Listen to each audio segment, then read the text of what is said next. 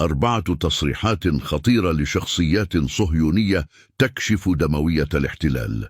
التصريح الأول لوزير الدفاع الإسرائيلي، شاهدوا ماذا يقول: אנחנו מטילים מצור מוחלט על העיר עזה. אין חשמל, אין מזון, אין מים, אין דלק. הכל סגור. אנחנו נלחמים בחיות אדם ואנחנו נוהגים בהתאם. التصريح الثاني لحاخام يهودي: There is no mercy. You may think you're being merciful to a child, but you're not being merciful to the child.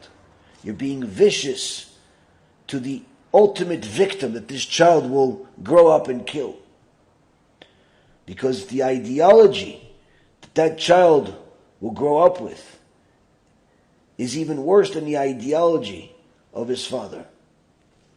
Hence the reason why the Torah in the book of Deuteronomy, chapter 20, verse 16, says, rules of war, Lo techaye kol neshama, do not allow anyone to remain alive. Nothing. No mercy.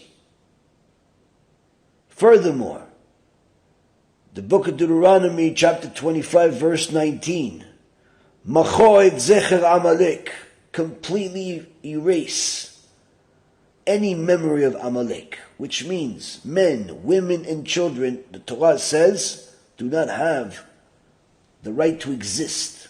التصريح الثالث لوزير التراث الإسرائيلي: قال وزير التراث في الحكومة الإسرائيلية عميحاي إلياهو في تصريحات لوسائل الإعلام إن أحد الخيارات أمام إسرائيل هو إلقاء قنبلة نووية على قطاع غزة.